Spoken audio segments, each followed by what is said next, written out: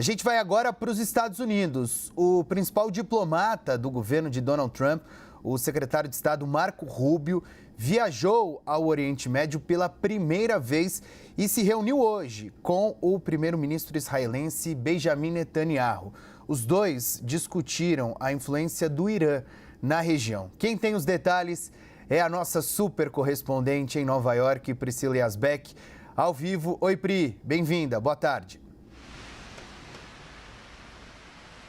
Oi, Pedro, boa tarde a todos que nos acompanham. Você que é um super âncora, analista de política, vamos falar então sobre essa viagem de Marco Rubio, que é a primeira de uma autoridade americana ao Oriente Médio desde o início da gestão de Donald Trump. Ele que chegou sábado à noite lá em Israel e teve uma conversa, uma reunião com o primeiro-ministro israelense Benjamin Netanyahu. E lembrando que essa viagem acontece depois daquela proposta que foi feita por Donald Trump de transformar a faixa de Gaza em uma riviera do Oriente Médio, deslocando os 2.200.000 palestinos que vivem lá. A ideia de Donald Trump seria levar esses palestinos para a Jordânia e para o Egito. Os dois países não concordam com essa medida e há uma resistência, claro, muito grande por parte da população de Gaza, que teme sair do território e, com isso, não conseguir chegar naquele objetivo histórico de dois estados, né, de conseguir um estado para os palestinos.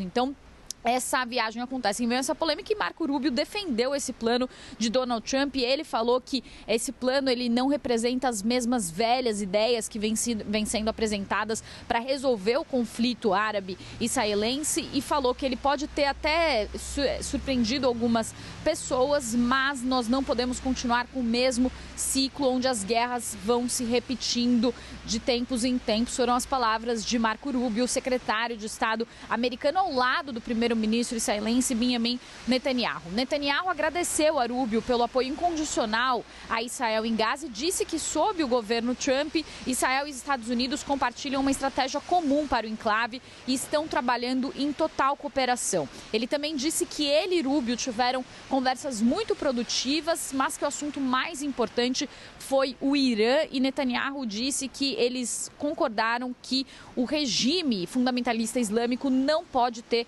armas nucleares. Rubio também disse que um Irã nuclear nunca pode existir e também falou que o Irã é a maior fonte de desestabilização e o patrocinador do terrorismo e da violência no planeta. Então, isso tudo, Pedro, acontece lembrando um dia depois que os 3 reféns israelenses foram libertados, também 369 prisioneiros palestinos, e depois também que Netanyahu agradeceu a Donald Trump por ter, ao longo da semana, falado que a Gaza seria transformada em um inferno se o Hamas não fosse adiante com a libertação dos reféns nesse final de semana. E Netanyahu disse que essa pressão exercida por Donald Trump ajudou o Israel a conseguir seguir adiante com o acordo para que esses reféns tivessem sido libertados neste sábado. Pedro.